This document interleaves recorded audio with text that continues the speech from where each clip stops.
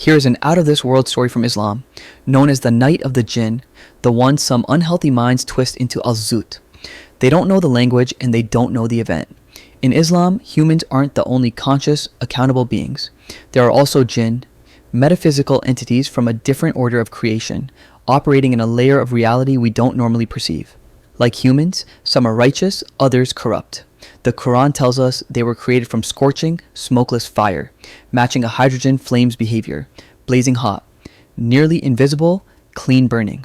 As I detailed in a previous video on Jinn physics, these aren't carbon-based organisms, but energy beings operating in the electromagnetic spectrum.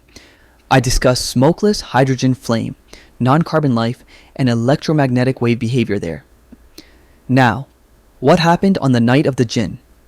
Surah al-Jinn reports that Jinn heard the Prophet, peace be upon him, reciting the Quran astonished, saying nothing like it had reached them since Moses. Some narrations describe their appearance, dark like the Zutt people, tall, scrawny, anatomically neuter. But the specific narration in Musnad Ahmad is disputed, so those details aren't definitive. The key is the Arabic that gets constantly botched. The narration uses yarkabunahu from the root rakaba.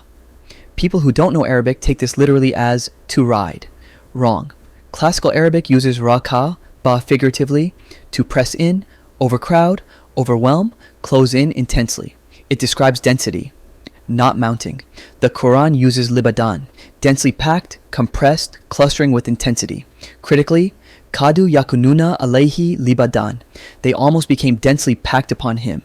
That word almost, kadu, is definitive. This was not physical contact pressure, not bodies, not weight, not riding. This was metaphysical pressure, energy density. Jinn are clean energy beings. Energy density is measured in joules per cubic meter, which is the measure of energy that packs into a volume of space.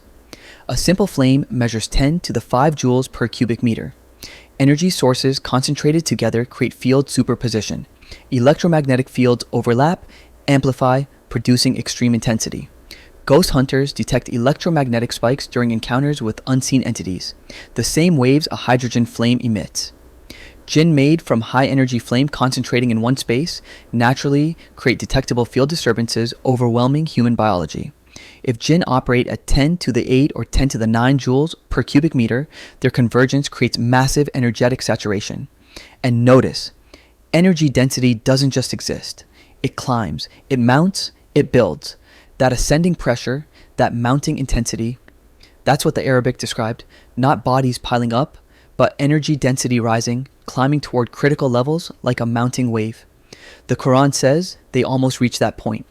Almost. Because if they'd fully converge, if that density climbed beyond threshold, a human body operating around 10 to the 4 joules per cubic meter wouldn't withstand the differential. Catastrophic. Perhaps nuclear. We notice the verse said, Kadu. They neared the limit. The energy density climbed, but stopped just short. The Prophet wasn't physically touched, ridden, or mounted. He was impacted by energy of these clean flame beings. He was immersed in beings made of smokeless fire, drawn irresistibly to the Quran, their presence saturating the environment with energy, climbing, mounting, building toward levels a human body is not designed to withstand. He emerged drained, not from physical contact, but from exposure to a concentrated field of non-physical high-energy entities. And guess what? I got the receipts. Baking the low-T wannabe polemicists and what they brew in their perverted minds. Proof his interaction was with metaphysical energy beings. Muslim 450a, Book 4, 169 records. The Prophet showing the companions thermal traces, residual heat and burn marks left where energy beings had gathered. Physical evidence of metaphysical contact, and that is the real story of the Night of the Jinn. A metaphysical encounter with energy beings created from clean, smokeless fire, beings whose presence climbed toward critical density around him, almost. And that single word, that moment where the energy stopped climbing, is the difference between overwhelm and annihilation, and Allah understands best.